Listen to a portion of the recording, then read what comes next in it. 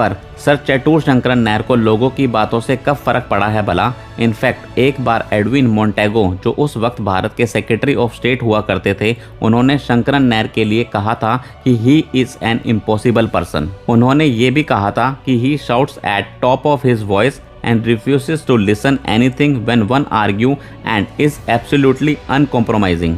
चैटूर शंकरन नायर अगर किसी बात को सही मानते थे तो वो अंत तक उस बात पर डटे रहते थे, बिना परिणामों की चिंता किए हुए।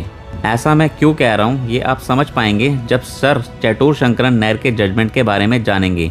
मद्रास हाईकोर्ट में जज रहने के दौरान भी उनके प्रोग्रेसिव सोच और बेबक इरादे उनके फैसलों में दिखाई दिए। सर नायर ने अपने कई जजमेंट में इंटर रिलीजन और इंटर कास्ट मैरिज को वैलिडेट किया था पर्सनल फ्रीडम और इंडिविजुअल राइट्स के चलते, जो उस वक्त एक बड़ा और चैलेंजिंग जजमेंट था। 9वीं शताब्दी में इंटर कास्ट मैरिज इतनी आसान नहीं हुआ करती थी। इसके बाद 1914 में बुडासना वर्सेस फातिमा केस का जजमेंट सुनाते वक्त सर नायर ने साफ तौर पे कहा था कि कन्वर्टेड हिंदूज के साथ किसी भी तरह का भेदभाव करना जायज नहीं है। उन्हें दूसरी जाति का समझना या फिर जाति के आधार पर उन्हें भेदभाव करना पूरी तरीके से गलत है। जातिगत भेदभाव ही एक बड़ी वजह थी सर चैतूर शंकरन नायर की कांग्रेस से अलग होने के पीछे। 1897 में सर चैतूर शंकरन नायर कांग्रेस के सबसे यंगेस्ट प्रेसिडेंट्स में से एक थे।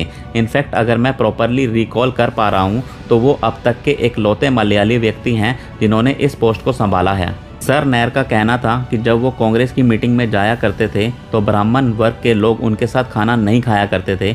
उस वक्त कांग्रेस में ब्राह्मणवाद एक बड़ी समस्या थी, जिनके चलते सर नायर ने अपने रास्ते कांग्रेस से अलग कर लिए। सर नायर के विरोधी स्वभाव के भी तो कई किस्से हैं, पर क्या आप जानते हैं कि इन किस्सों से भी उनकी अचीवमेंट है।